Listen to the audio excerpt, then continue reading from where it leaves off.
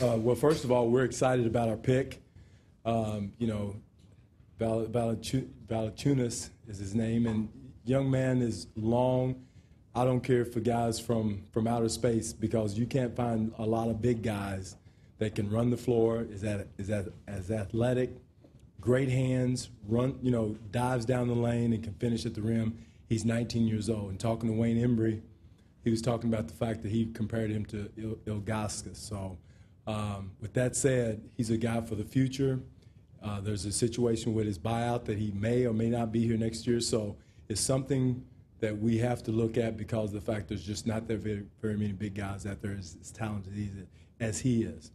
The number one thing is there's so many teams that was before us trying to get him, and they were afraid of his buyout situation. So we're excited about it. I'm excited about it, even though there's a question whether he may or may not be here in another year.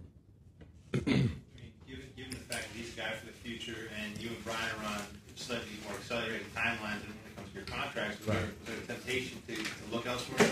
Well, not for me. I mean, I think you have to get the best guy available at that position.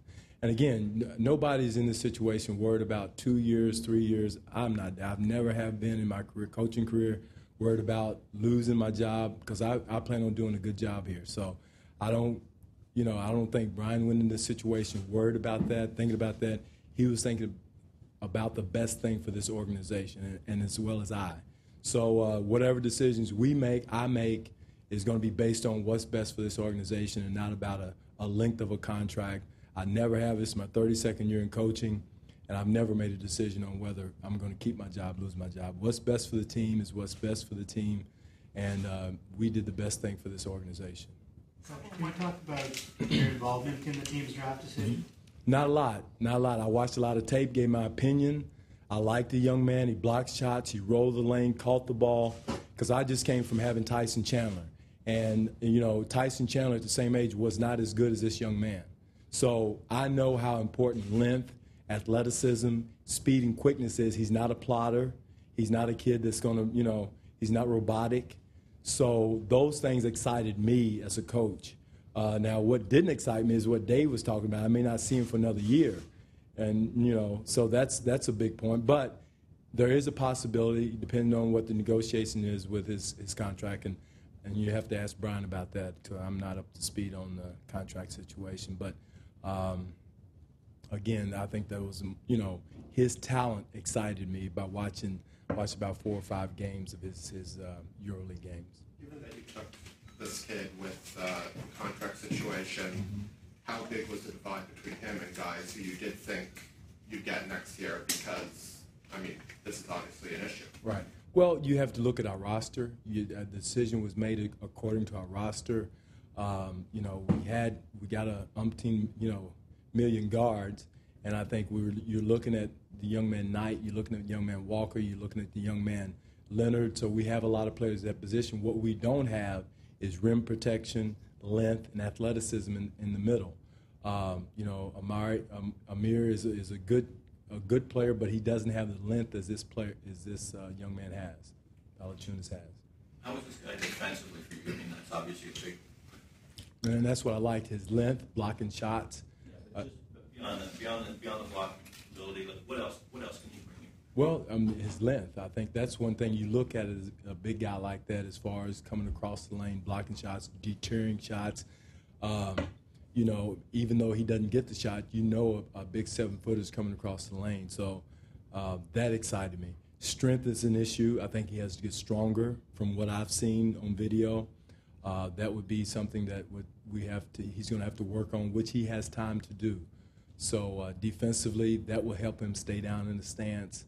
But the number one thing is he has all the hands, which you look at, the athleticism that you don't see, that I haven't seen in a while, in big guys, whether they're from the United States, Africa, wherever they're from. You don't find it every day.